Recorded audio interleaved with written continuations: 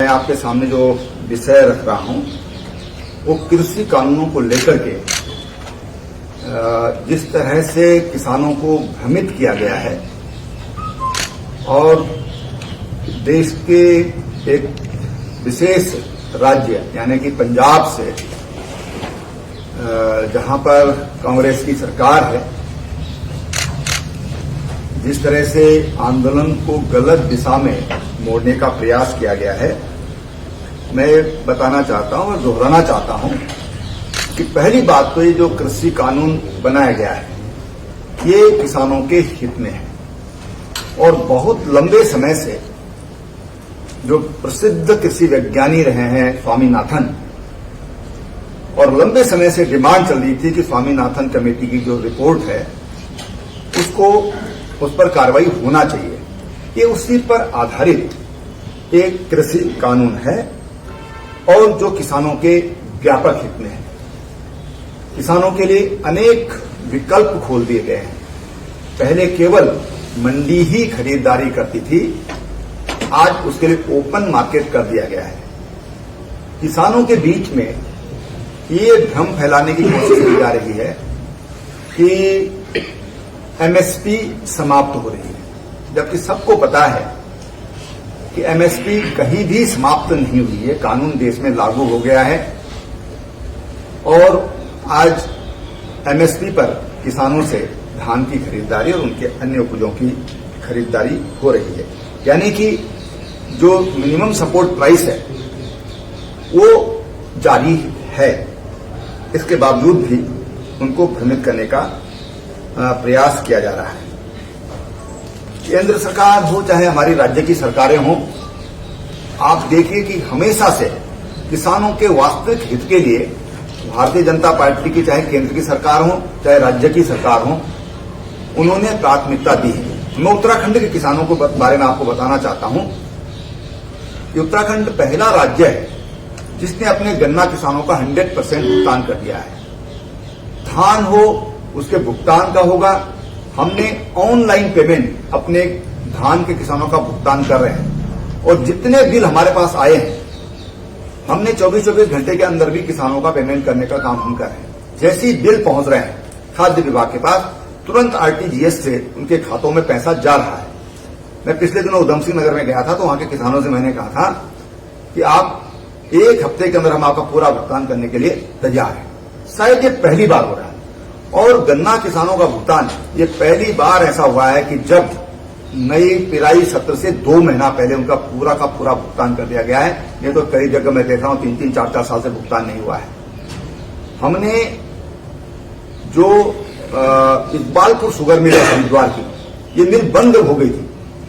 हमने वो private sugar mill है 36 करोड़ रुपए की गारंटी राज्य ने ली कि हमारे 22,500 किसान इससे जुड़े हुए हैं। हमने उस मिल को खुलवाया। आज वहां से किसानों का भुगतान एक्स्ट्रा अकाउंट खोला गया और आज किसानों का वहां से भुगतान हो रहा है। किसान आज खुश हैं। हमने खांडसारी नीति लाया और आज हमने किसानों को जो अपने खांडसारी उद्योग प्रारंभ करना चाहते हैं उनको आज हमने खांडसारी शुरू करवाया। ये हमारी सोच है किसानों के लिए। चाहे किसान प्रधानमंत्री कृषि कल्याण योजना होगी, उसके माध्यम से किसानों की हित की बात होगी, तो मैं अपने किसान भाइयों के विश्वास दिलाना चाहता हूं कि भारतीय जनता पार्टी हमेशा से आपके हितों की संरक्षक पार्टी है और आपके हितों के प्रति हम आज भी प्रतिबद्ध हैं। अपने किसान भाइयों को हमें विश्वास दिलाना चाहते हैं। जहां तक जो कांग्रेस आज इसमें खुलकर आ रही है, ये कांग्रेस के 2019 के घोषणा पत्र में है। ये जो साफ साफ लिखा है कि कांग्रेस एपीएमसी एक्ट को निरस्त कर देगी और कृषि उत्पादों के व्यापार की व्यवस्था करेगी। ये बातें उनके मैनिफेस्टो के पेज नंबर 17 के पॉइंट नंबर 11 में दर्ज है। आज वो कांग्रेस और उस राज्य के मुख्यमंत्री स्वयं इस आंदोलन में कूदे, ये बड़ा दुर्भाग्य है।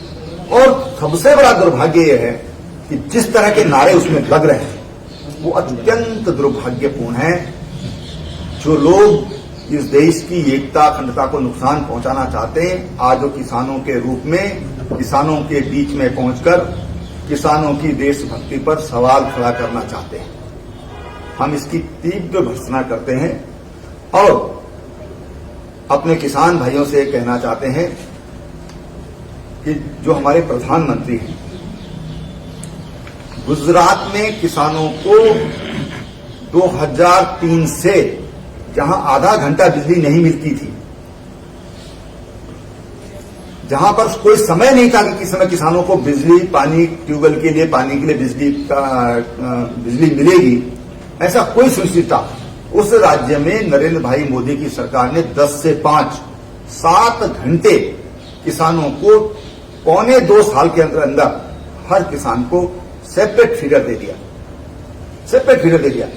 और आज का तो मुझे मालूम नहीं है, लेकिन उस समय जो बिजली का दाम था, आज से 5 साल पहले भी, यानी कि 50 पैसा यूनिट उस समय किसानों से लिया जाता था। आज क्या है, मैं आज की तारीख को मैं नहीं बता पाऊंगा, लेकिन आज से 5 साल पहले भी, 4 साल पहले भी वहां पर वही 50 पैसे यूनिट पर किसानों को बिजली मिलती है। तो किसानों का विरोधी कैसे हो सकता है? और इसलिए इन दोगले चरित्र के नेताओं से बचने की जरूरत है, इस दोगली कांग्रेस से बचने की जरूरत है। ये अपने आप तो बर्बाद हो गई है, अभी किसानों को भी बर्बाद करना चाहती है। कल बंद का आह्वान करेगा नहीं किया?